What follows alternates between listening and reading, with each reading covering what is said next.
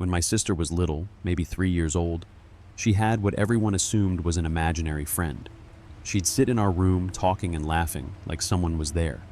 When my mom asked her who she was talking to, she'd say it was an older lady named E. She insisted E was nice, that she told her stories and played with her dolls. My mom brushed it off. Kids do that sort of thing. But my sister was consistent. She always called her E, always described her the same way. This went on until she was about 4. Then it just stopped. No more talking to E, no more games. She never brought her up again, and everyone figured she had grown out of it. Fast forward to when my sister was 10. My mom got a call one night that our grandpa was in bad shape at the nursing home. She and my dad rushed out the door. It was just me and my sister home alone. She was in our room. I was at the far end of the house when I heard our little radio click on. The volume turned all the way up, then all the way down, then off. Then it did it again, 3 times in a row. I walked to our room ready to yell at her for blasting the thing, but she wasn't touching it. She was just sitting there, pale as a sheet staring at it. I went over to unplug the radio, but there was no plug. I checked for batteries. Nothing. The thing shouldn't have been able to turn on at all. It was the only radio in the house. I looked at her. She whispered to me that it was E. That's when I called my mom while completely freaked out. She sounded shaken when I told her what happened. Then she told me Grandpa had just passed away minutes earlier. We didn't talk much about it after that. My mom didn't like bringing it up, but my sister stayed quiet and uneasy for days. A few nights later, she woke me up, saying she felt like someone was sitting at the end of her bed. I told her she'd been dreaming, but she swore she felt the mattress dip under the weight. At the funeral a few days later, a relative came over with an old photo she had found while going through boxes. She handed it to my mom, saying she thought we should have it. It was a wedding picture of my grandparents. My sister looked at it and immediately said, "That's E." She pointed right to my grandmother. None of us had seen a picture of her before. She had died when my mom was only 11, and after that my step-grandmother moved into the house and cleared away every photo of her. We had no images of her anywhere. My sister couldn't have known what she looked like, and yet she recognized her instantly. That shook all of us. My mom got upset and had to leave the room for a while. My sister didn't understand why everyone was staring at her, but she just kept saying, "That's E. That's who I played with." After the funeral, the house felt different. My sister wouldn't go to bed without a light on for months. Sometimes she'd wake up in the middle of the night and say she heard someone humming in the kitchen. Once I heard it too, faint, like an old tune drifting through the house. We grew up in that house, the same one my mom had grown up in. My sister and I shared that room for years. I never saw E myself, but I believed her after the radio. That moment was too clear to explain away. A dead radio clicking on and changing volume 3 times, right as our grandfather passed, and my sister saying it was her friend. It's hard to ignore something like that. Even now as adults, we still talk about it sometimes. My sister says she never saw E again after that night, but she still dreams of her every now and then. Always the same image, an older woman with kind eyes, sitting in the corner of the room like she's keeping watch.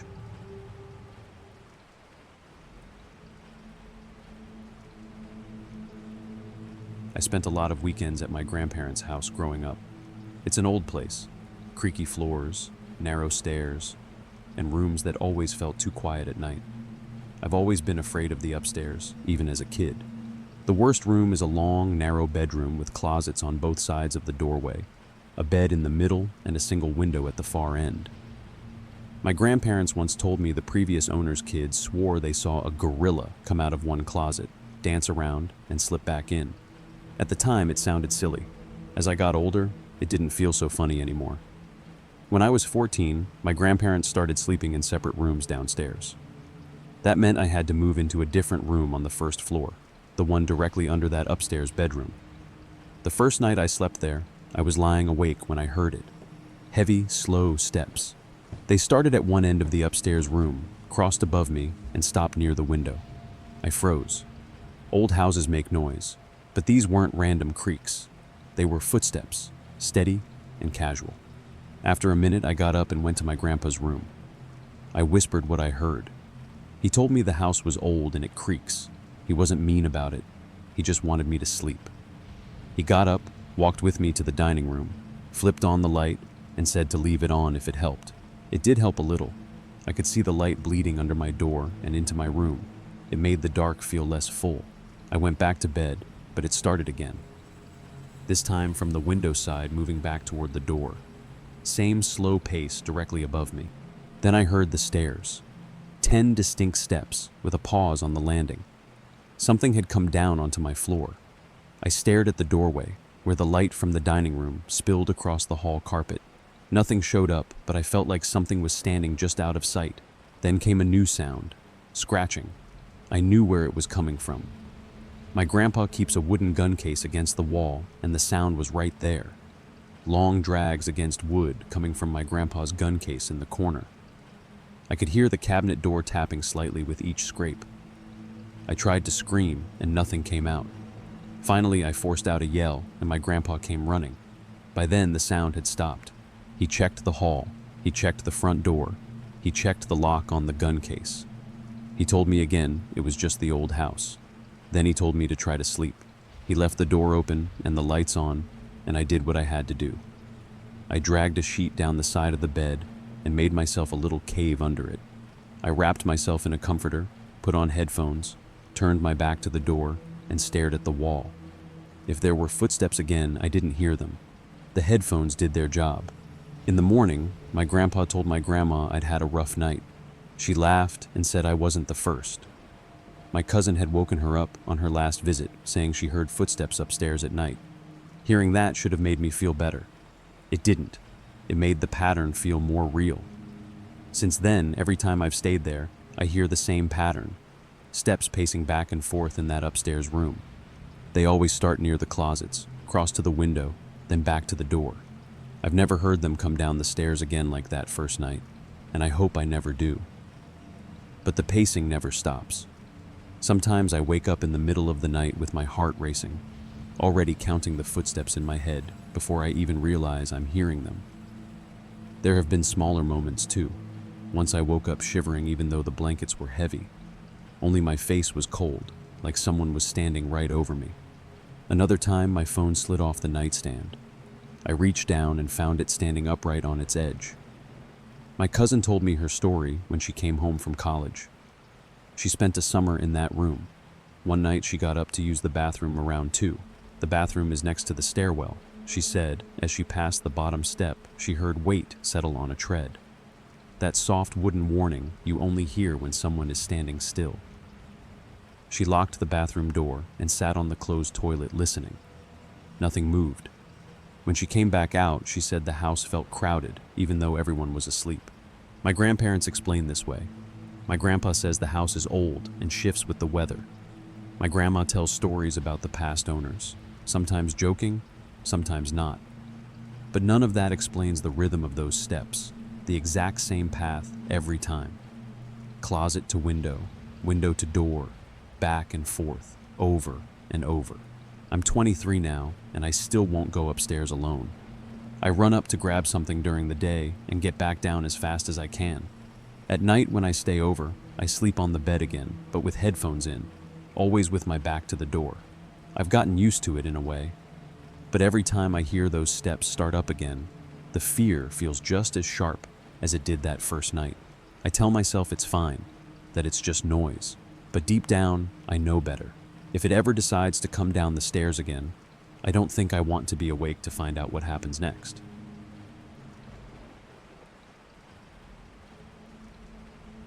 Back when I was in high school, one of my closest friends lived right next door to this house that nobody seemed to want. It was always up for sale. A family would move in, and a few months later, they'd be gone. Sometimes people left so fast it looked like they'd packed overnight. For at least 2 years, the place never had the same owner for more than 6 months. Everyone in the neighborhood noticed, but nobody talked much about why. One night, my friend and I were hanging out, bored out of our minds when he brought it up. He said we should finally go check the place out, since it had been sitting empty again for a while. It was late, the streets were quiet, and it felt like a night where you do something dumb just to have a story. We went around back and found a dog door. He was small enough to squeeze through, and once he was inside, he unlatched the back door for me. We stepped in and shut it behind us. At first glance, the house was ordinary. A craftsman-style place probably built in the 1950s, same style as most of the homes in that older neighborhood. My friend's house had nearly the same layout. The walls were bare. The carpet had that musty smell of a place that's been closed up for too long, and the air felt heavier than outside, like the rooms hadn't been aired out in months. The kitchen stood out the most. There was this built-in breakfast nook pushed up against a wide picture window. Even with the power off, the glow from the streetlight outside cut through the glass and gave the room a faint yellow tint.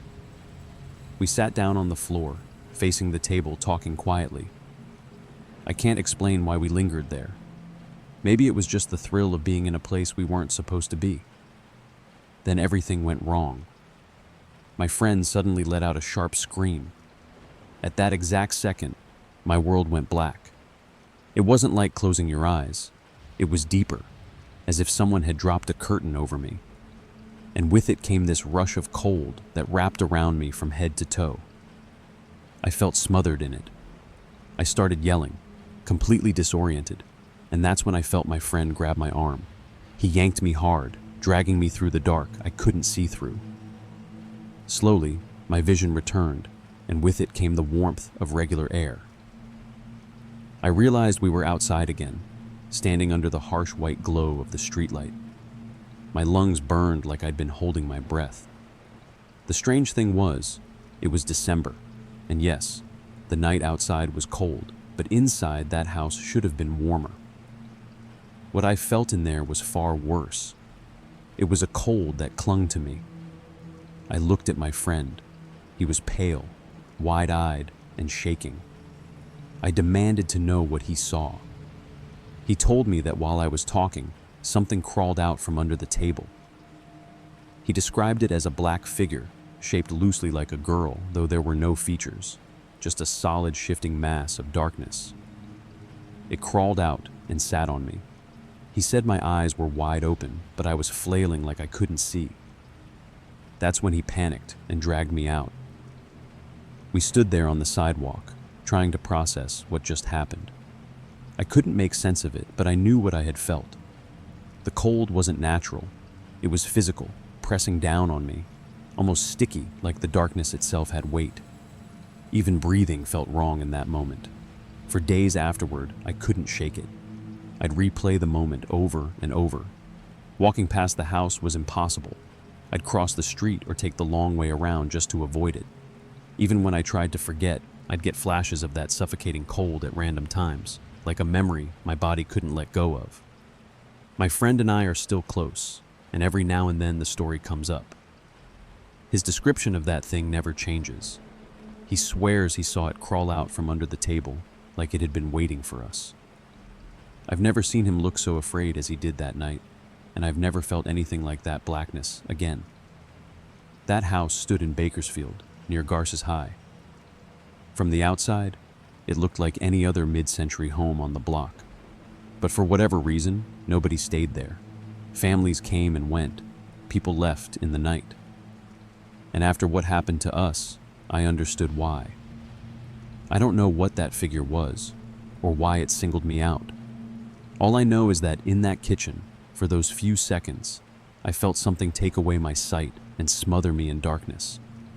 And even though I walked out of that house, a part of me feels like something in there didn't let go.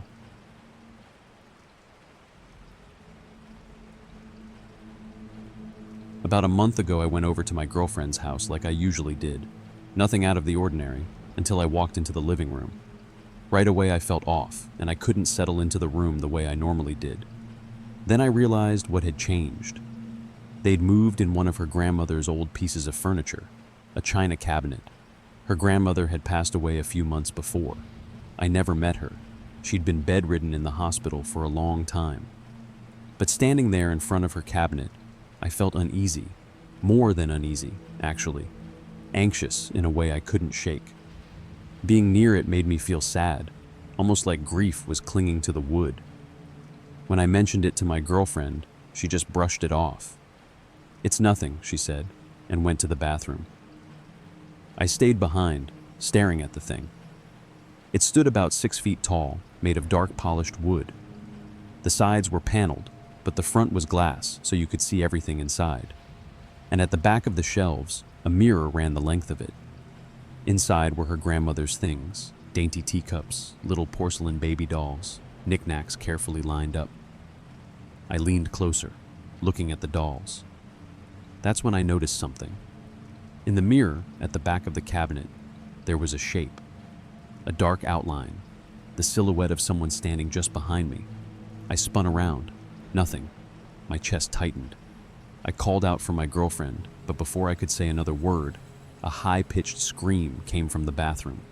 I bolted over and pounded on the door, shouting her name. The door creaked open, and she was sitting on the floor, sobbing.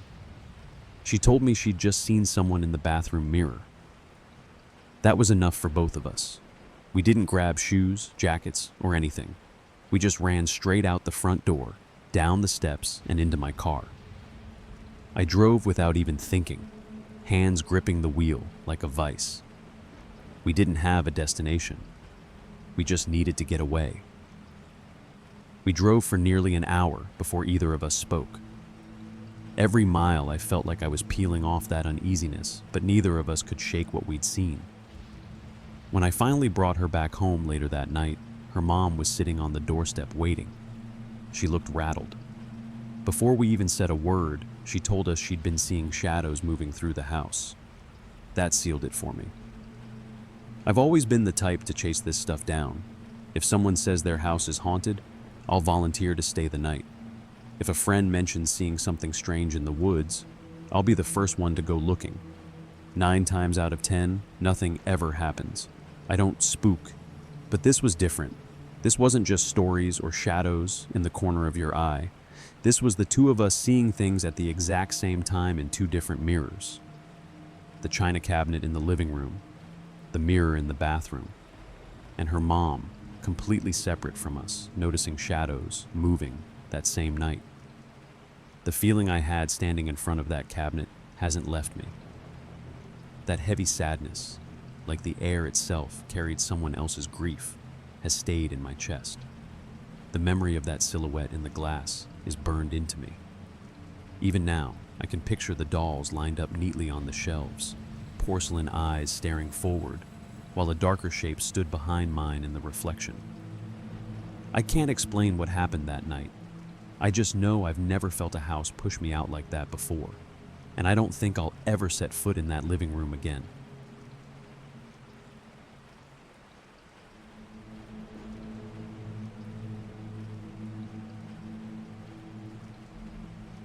A few years ago, I had one of the most frightening mornings of my life. It was early, maybe a little after 5, still completely dark outside. The air was heavy with mist that blurred the streetlights and made the neighborhood look unfamiliar. I was half awake, carrying my bag and eating a banana while I headed to the bus stop. My thoughts were on something small and unimportant, deciding whether I wanted to stop for coffee before or after my commute. I was almost at the corner where I usually waited for the bus.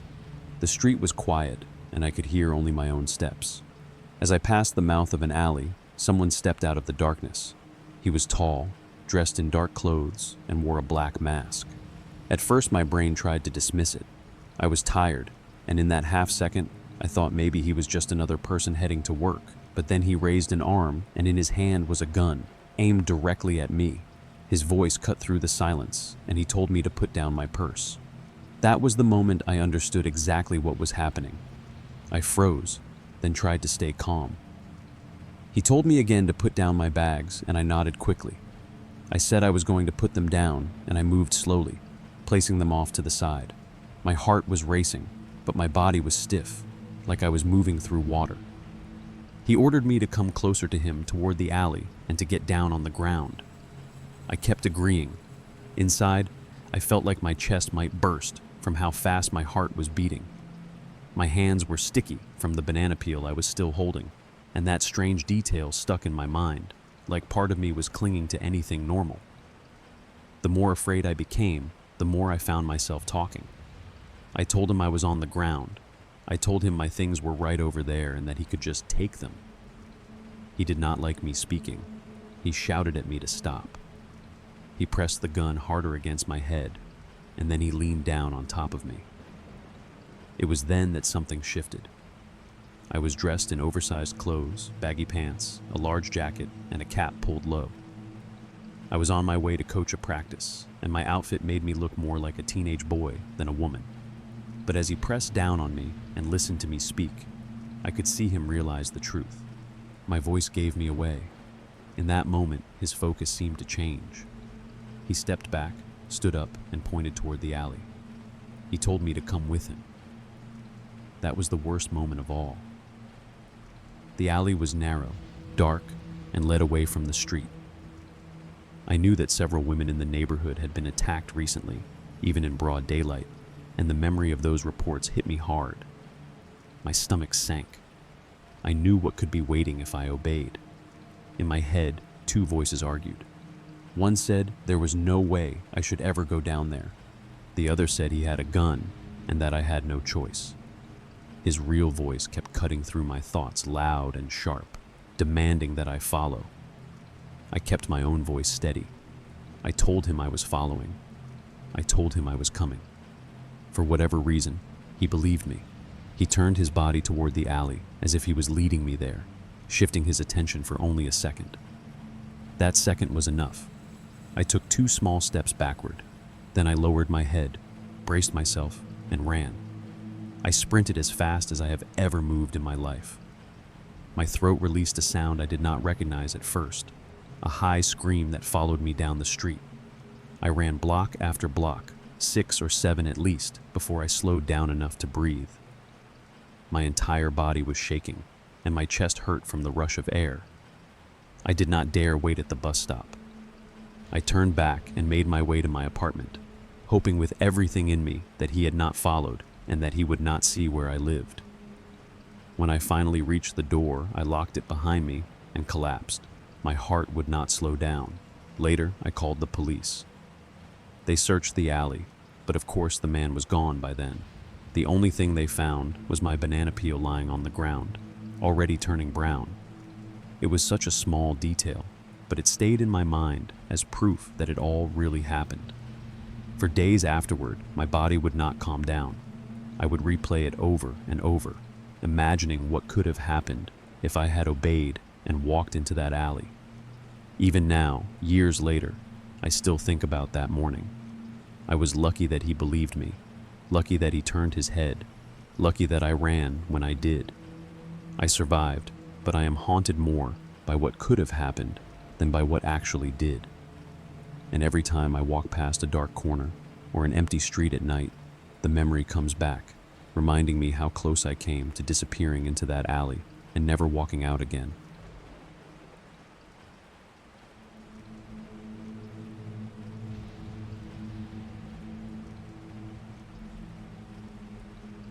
A while back, I had one of those nights that never leaves you. My house sits farther back in the lot than most of the others.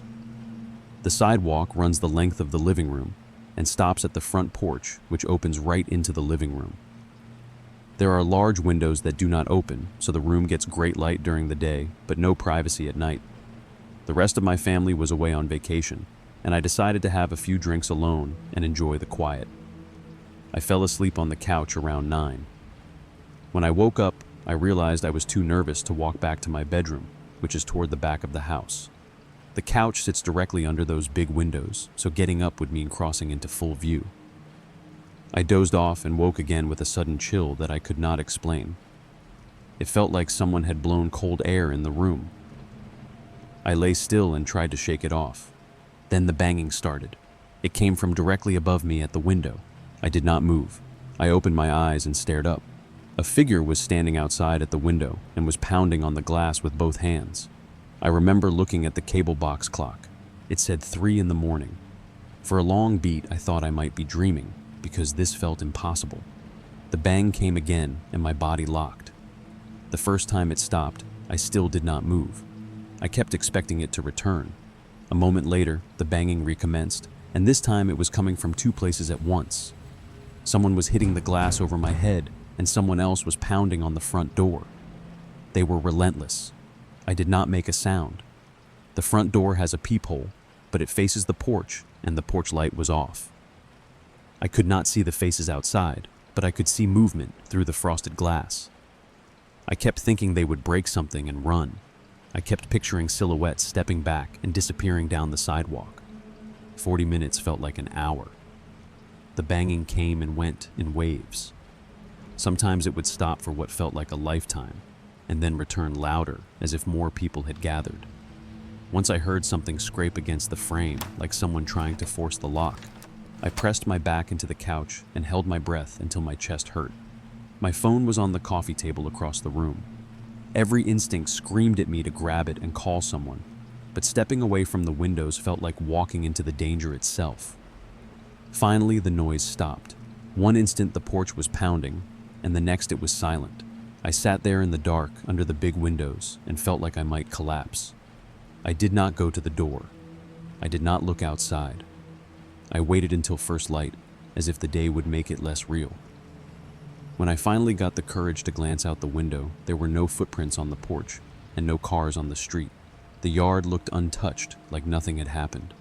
The next day I called a friend and asked if he could come stay for the rest of the week. I told him what had happened and that I could not be alone. He laughed and said there was no point and that coming over would not make things safer. His response made me feel foolish for asking, but I was still scared. I called the police. They came out and checked the porch and the windows. They said there were no signs of forced entry and no fingerprints that stood out. They suggested it might have been a prank or a drunk neighbor. That explanation did nothing to settle me. If it had been a prank, who would know my house is more set back and has those big non-opening windows and still decide to make a point of hitting both the glass and the door in the middle of the night? After that night, I found myself avoiding the living room after dark. I installed motion lights on the porch and a small camera that looks back down the sidewalk. Every creak in the house made my heart jump. I kept replaying the noise in my head and trying to map it to something ordinary. Could a branch have hit the glass? Could a raccoon have somehow climbed the porch and banged at the window? Weeks later, I would wake at 3 in the morning and check the clock just to prove to myself that time was still moving. I would catch myself checking the windows and feeling small for being afraid in a house that had never felt unsafe before. I would stand at the back of the house and watch the side of my yard where the sidewalk runs and imagine a shadow stepping into the light to pound at my window. I never found out who was there that night. No one called to apologize. No neighbor reported anything. There were no CCTV recordings from the street that showed anyone on my porch. I kept half expecting someone to come back and tell me they had been messing with me, but it never happened. The memory remains a wedge in the middle of ordinary days. I can have a calm evening with friends and then get home and feel that same cold crawl under my skin when I cross my living room.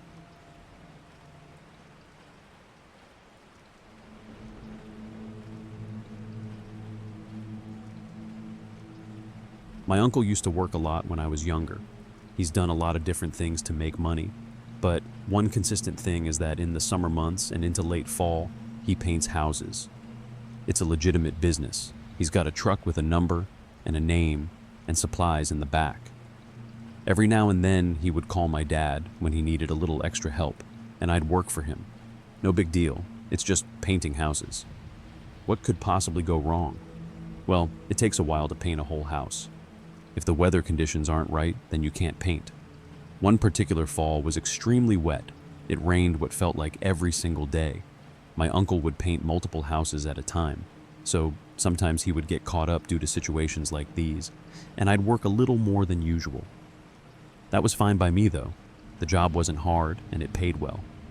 It was a warm day for late fall, but there was still a distinct chill in the air. My uncle had this job he had to finish. It was an old Victorian house in a quiet part of town. A lady and her husband, who was an author, lived there. Due to the weather, it had taken longer than expected to paint the house, and there were family issues going on at the time, which further complicated things. My uncle gets a call one day from the lady who lives at the house. She says that her husband is trying to write his next book, but he keeps getting distracted by the scaffolding outside the house, so she wanted to know if we could come over and finish the job as soon as possible. My uncle was always an honest businessman. They had contracted him to do the job in midsummer, but he had lots of jobs that summer, and the wet conditions I mentioned above made it difficult to finish anything. However, these people were insistent but really polite, and not wanting to lose customers or get a bad recommendation, my uncle decided to put the house as a high priority. After all, it would only take a day or two to finish. We show up to this house mid-afternoon. Like I said, it was a weird kind of chilly that day, and I also remember a really eerie calm. The day was slightly overcast, so everything was shrouded in gray. It was like the perfect setting for a mystery crime novel. So we arrive at this house, and my uncle and I move to the back. The front of the house was already done, so there was nothing left there. My uncle, being the more experienced painter, would always do the touch-ups, and I would simply apply the first coats, since they took little skill. We get to the back of the house, and he asks me if I'm scared of heights. I was 17 at the time, and although they do creep me out a little, I didn't want to seem like a child in front of my uncle, so I told him I wasn't. He was happy to hear that. He has me climb up the scaffold to the 3rd floor to finish an upper section of the house. There was a window up there, a small little oval one that looked into the attic. The attic also happened to be the husband's study. He would do most of his writing in there. So I'm climbing up this scaffolding, cans of paint dangling behind me, and various paintbrushes and other tools in the utility belt my uncle let me borrow. I get to the top of the scaffolding and set all my supplies down. I crack open a can of paint and start painting like I had a few hundred times before. I'm working my way across the top part of the house when I get to the window that looks into the study. I bend down, dip my paintbrush, and stand back up to paint above the window. The window was in my direct line of sight, and I couldn't help gazing in. I see a man, the husband, staring back at me with a face completely barren of any emotion. I had never seen a face so devoid of feeling before. I still haven't. Of course, I get startled and take a step back. I chuckle and smile at the guy, but he doesn't smile back. Instead, while remaining completely emotionless, he draws a pistol up to his head that he was holding in his hand the whole time and proceeds to blow his brains out. In utter shock, I gasp and let out the smallest scream as I step back in fear. I stepped back a step too much and fell off the scaffolding. Alerted by the gunshot, my uncle looked up in just enough time to see me fall off the scaffolding from the 3rd story. I was lucky enough to land in a bush and only suffer a broken ankle and a few scratches. The biggest wounds happened in my head. I had to go to counseling for a while. It's been years since then, and I still remember that man's face. I've never forgotten it. It will always be burned in the back of my head. I know why, looking back, his face was so devoid of emotion, because he never felt any emotion at all. He literally didn't care about what he was doing. As it turns out, the man was seriously depressed and facing marital issues with his wife. Combined with a few too many nights drunk on whiskey and facing writer's block, I guess he decided he couldn't take it anymore.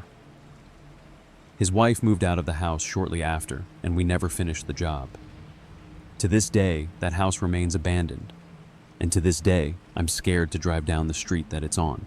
I'm scared that if I do and happen to pass the backyard, I'll see that man staring back at me from that window, cold and emotionless.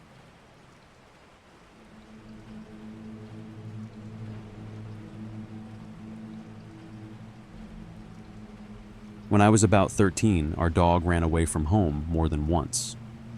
The back gate did not always latch properly, and someone in the family would forget to close it all the way, so she would slip out. Most of the time it was nothing. She was curious and wandered to the alleys behind houses where people left trash and old boxes. I knew how she behaved. The minute she saw me, she would drop whatever she was sniffing and come straight over. We would head home, and that was that. This time felt different from the start. I went out looking for her the way I normally did, but after an hour, I still could not find her. I walked further than she ever had before and started to get really worried. I was nearly 6 blocks away in a part of town with townhouses and rental properties where she had never wandered. I was almost ready to give up and go home to wait when I saw something move behind a wooden fence. I thought I heard a tiny yip. I walked up to the fence, and there she was, muddy and wet and chained to a post in the middle of someone's backyard. She was barking and pulling at the chain, trying to get to me. She had her collar on, so I assumed whoever lived there had found her roaming and brought her in. I could see her tag, and I knew it was her. She looked exhausted and scared, but she saw me and flipped out with relief. I rang the doorbell. It took a second before anyone came. An older man opened the door and looked at me through a crack.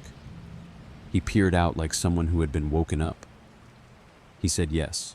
I told him my name and that I was there about my dog. I said thank you and that I was glad he had her. He looked at me like he did not understand. He asked what dog. He really asked that. I pointed to the yard, and the dog began barking louder. He looked toward the back and then back at me and made a face like he was annoyed. He said, "Oh, that dog." Like the words were something he had to say to be polite. Then he closed the door and I heard him move away. I stuck my foot in the door and stopped it from shutting.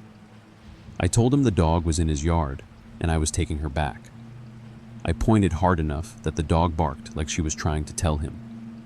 He opened the door again and walked out into the yard. The dog cowered as he approached. She did not go near him at first, and when he unhooked the chain, she stayed as far away as she could. He stepped past her to open the gate, and she bolted to me. She leapt into my arms. He went back inside without saying anything. No apology, no explanation, no offering to call the number on her tag. I do not know what I expected. I just remember how wrong it felt. He had not looked like someone who had rescued her.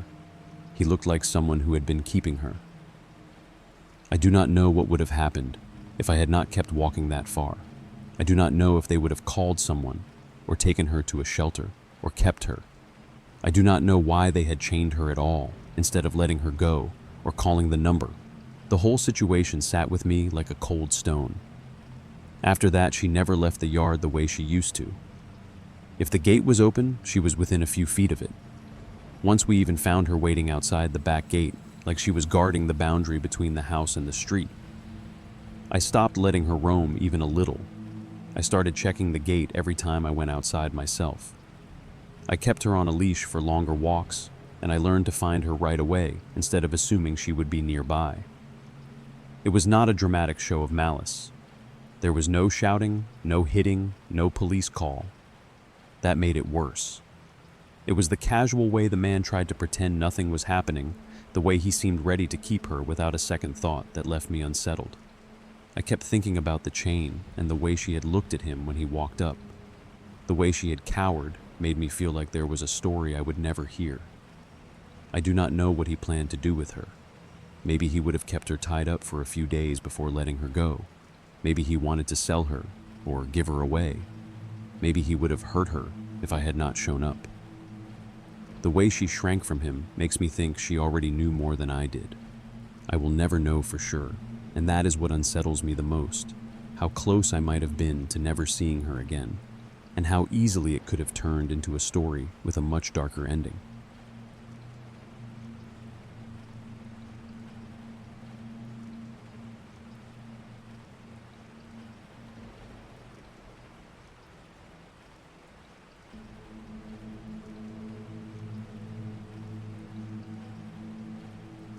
When I was a kid, my favorite person in the world was my uncle.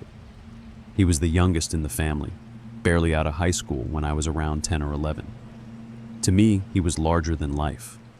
He wasn't some distant adult who only showed up on holidays. He was still young enough to understand what I thought was cool, and he made time for me. Every spring break and summer, we'd visit. I'd practically count down the days because I knew I'd get to hang out with him. He'd let me sit in his room while he played records and tapes. He was the one who introduced me to bands I probably wouldn't have discovered until much later in life. I'd watch him put a record on the turntable, and it felt like some kind of ritual.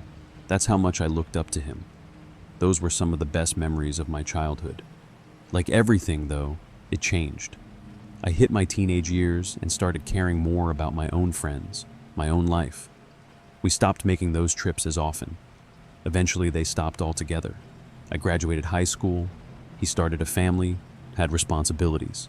The distance just grew naturally. It wasn't because of anything bad. It just happened as life went on. A few years later, my mom called me and told me my uncle had passed away. I hadn't seen him in years at that point. When I asked what happened, all she said was that he was sick. That was all anyone in the family seemed willing to say. It wasn't until much later that I found out the truth. He had taken his own life. He didn't leave a note, no explanation. From what I gathered later, people assumed he got news about his health and decided he didn't want to go through what was coming. That was the story that made the rounds anyway. After the funeral, I started dreaming about him. Now, I should say, I've always been a vivid dreamer. Not the type where I control what happens, but the kind where I can wake up and remember every detail. That's how clear they are. So when these dreams started, I didn't think much of it at first. The first ones were almost comforting, just me and him in his old room again, music playing, us cracking jokes. It felt like slipping back into childhood for a night, but they didn't stay like that. The dreams began to shift, and they got stranger. One night I dreamed we were in a movie theater. The two of us were sitting in the very front row, so close to the screen that it was almost painful to look up at it. Something was playing, but I couldn't tell what it was. The images were blurry, almost scrambled, like a TV with bad reception. My uncle was sitting next to me, talking constantly, but no matter how hard I tried, I couldn't understand a single word he said. It was like his mouth was moving and the sound was there, but it was distorted and muffled, like it was underwater. Another dream put us in a hallway lined with doors, dozens of them. He walked up to each one and tried the handle, but every single one was locked. He kept glancing back at me like I should be able to help, but I had no key. There was no way to open any of them. The most unsettling dream, and the one that repeated the most, was about a rope bridge. My uncle would be sitting at the edge of it, staring at the planks stretched out over a dark canyon. The bridge looked old, barely held together. Every time he tried to step onto it, snakes would appear. Dozens of them, coiled up on the planks, striking at him whenever he moved forward. He'd retreat back to where he started, sit down again, and just look at me. At first I would just stand there, unsure of what to do, but eventually I started stepping out on the bridge myself. The snakes were aggressive, snapping at me as I moved forward. I realized if I jumped up and down hard enough, the whole bridge would shake. The snakes hated it. They'd thrash and then slide off into the darkness below. So I'd grab my uncle's hand and lead him onto the bridge. He was always hesitant, scared to move, but eventually he'd follow behind me. I'd bounce the bridge, snakes would fall, and he'd step forward a little more. It always ended the same way. We'd get close to the end, and he would finally make it across. He'd turn around and look at me, sometimes even smile, and then keep walking into the distance. I never crossed with him. I always stopped at the edge watching him go, and then I'd wake up. And every time I woke up with this deep, crushing sadness. That bridge dream happened over and over for nearly 20 years. Sometimes other dreams would show up, but that one was the anchor. I never told anyone in my family about it. How could I? Quietly, I just accepted that maybe he was haunting me in some way. Then a few years ago, my grandmother passed away. It wasn't tragic. She was older, got pneumonia, and never recovered. One night, she just didn't wake up. The family came together, we mourned, and we celebrated her life. And after her funeral, the dreams stopped. I think about it a lot. Part of me believes my grandmother found him on her way out, like she saw her youngest son lost somewhere between here and whatever comes next, picked him up, brushed him off, and finally took him home. Another part of me thinks maybe her death gave me the closure I needed, the permission to let him go. I don't know which one it is. Maybe both. But I do know this. After 20 years of strange dreams, of locked doors and muffled words and snakes on a bridge, it felt like someone finally came to get him. I look back on it now, and I like to think that my uncle was just lost. He was lost in life, and that carried on in death. But in the end, he wasn't lost forever. I like to think he finally made it home.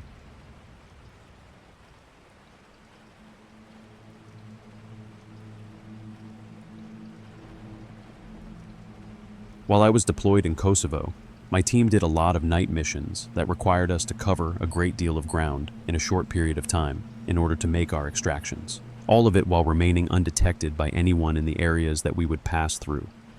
We would always seem to see odd things during the night, but nothing like this. During one of our recon missions, we had started by getting dropped off in a remote location to identify whether shipments of mortar rounds and mines were being moved through the area. Our extract was going to be before daybreak, and we needed to make it just over 10 miles. The terrain wasn't too overgrown, and we had good intel over the area, and it was either a full moon or close to it. So unless we encountered somebody, this was going to be an easy night. Our team was normally only 4 men, but we had the opportunity to make this a good training run for some of the new guys, and we took on an extra 3. We still wanted to make sure we played it safe though, so I took rear security and Adam took the position just in front of me. We both worked great together and could easily manage to cover our team if needed. We moved about 6 miles through our mission area without finding anything, and had made good time doing it. At this point, we needed to start heading for our extraction point, which was located over a good-sized hill and then through an area that was near a village, but it wasn't too close. We regrouped, did a count of people, ammo and supplies, and moved out. Being rear security, I was the last to move, and just as I was about to take off, I heard a noise in the trees maybe 160 feet off. I turned and saw Adam looking at the direction as well. He had heard it too. Everyone else was still moving, since the new guys were in the middle and were not used to looking back every 60 feet to spot your security. We were getting left. Chances were that the noise was nothing more than a deer, but Adam and I started moving out, using a 2-man bounding technique. We kept hearing a noise, so I told Adam to reach the team, while I remained in place after our next bound. I found a place with cover, and he bolted after the team. I heard the noise again, and then saw trees move about 50 feet in front of me. Everything stopped. 2 minutes went by with me being very quiet, controlling my breathing, and watching my front and sides. Adam and my team were slowly making their way to engage whatever had been following us. They came up on the sides and surrounded the area I signaled to. Once in position, I moved up. Nothing. Not footprints, tracks, or any sign that something had been there. Cue the guys giving Adam and I a hard time for getting left alone and scared. We move out again. I am the last to move, with Adam between myself and the next man to the front. This time, no noises when I step away. After about 2 miles, we come up to an orchard that we need to move through.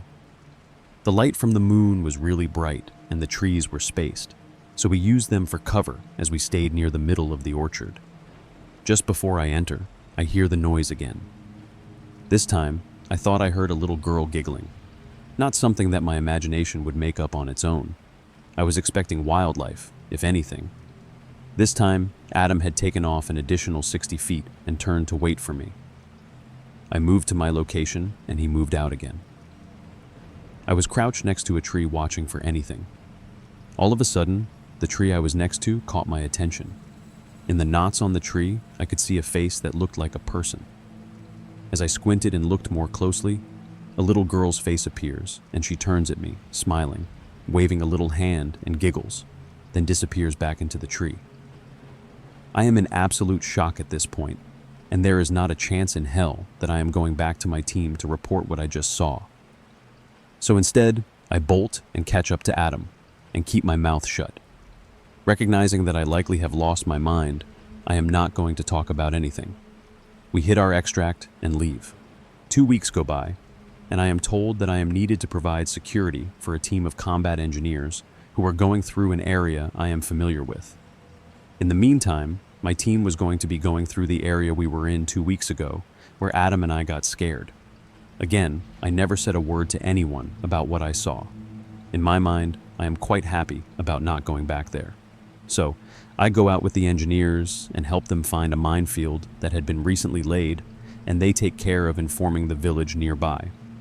I get back and am taken to see my commander and told thanks for the work. Feeling great, I head back to my barracks room and see that none of the guys are back yet.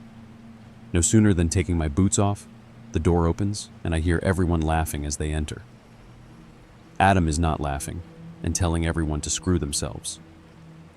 One of the other guys sees me and tells me Adam says he isn't going on patrol with them anymore in my favorite spot. I just grimace and wait for stuff to calm down. A couple of days later, Adam and I are out playing babysitter to some scouts. He says, "What did you see that night?" I shrug and say, "I don't know. Just my imagination getting the better of me." He then says something that sends chills up my spine. "I know you saw her. I saw her too. Tell me I am not crazy." I felt numb and just said, "You're not crazy. Where did you see her?" He said, "Inside a tree." I had never given any information to Adam about what I saw, or details that could have led for him to come up with the same conclusion. When I saw the girl in the tree, Adam was 130 feet away from my location and could not have even seen me looking at the tree. Adam's words hit me harder than anything in that deployment. We never shared details, but we both knew what we saw. From then on, we refused patrols near that orchard.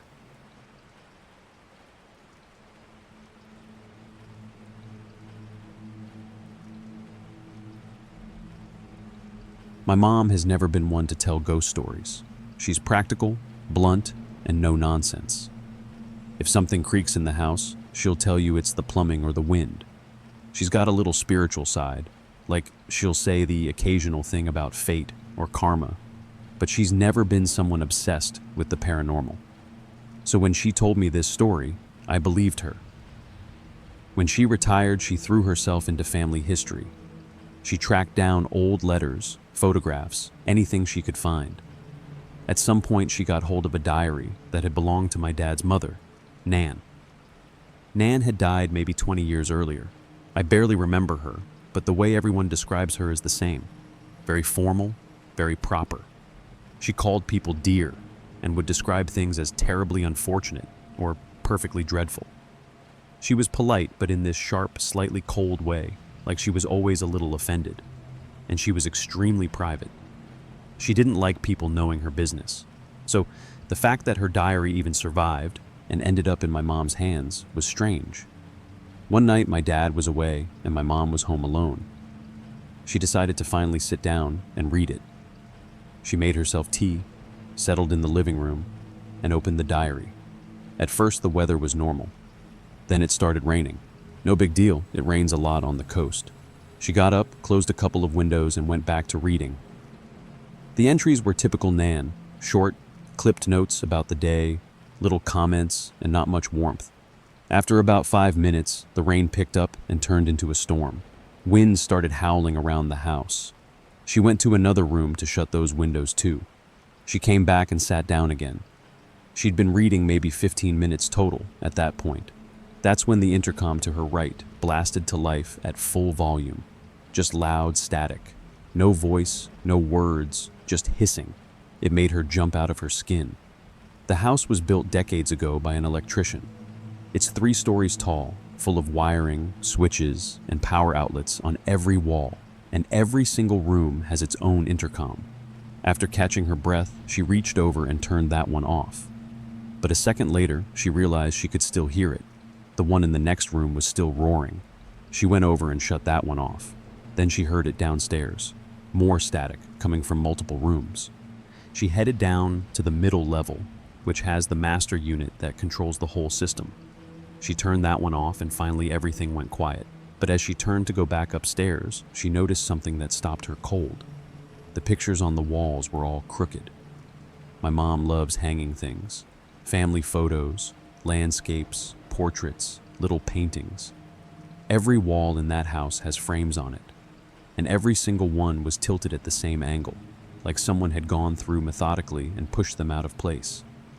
It wasn't random, like if the house had just shaken. They were all aligned. She stood there staring. Then she realized the storm outside had gotten worse.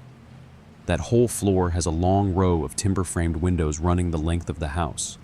And the rain was so heavy it had soaked the tops of the glass panes, which almost never happens unless the storm is driving sideways. While she was watching, she heard it. A single gust of wind, but not like any normal wind.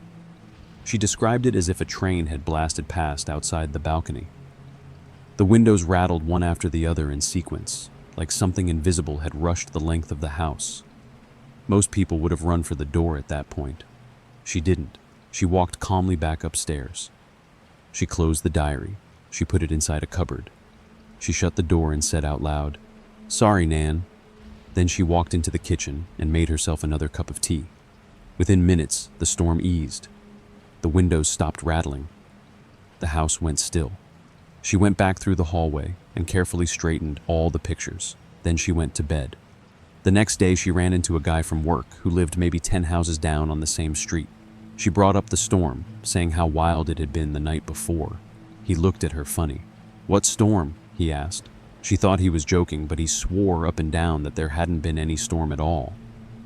He said he and his wife had eaten dinner on their balcony that night. Calm weather the whole evening. Not even a sprinkle of rain. That's when it really hit her. Everything she had experienced, the intercoms, the pictures, the windows shaking, the storm pounding the glass, was just in that house. Or maybe it was just for her. She never opened the diary again. She put it away and it stayed there. To this day, she'll tell you every detail exactly the same. And she'll still say she has no explanation. And if Nan is somehow looking over our shoulders, I'll just say this: your diary will stay shut. We know how much you valued your privacy. We'll remember you as a woman who kept herself proper and carried words sharper than they sounded. If that night was you rattling the windows and shaking the house, the warning was clear. We heard you. Rest easy, Nan.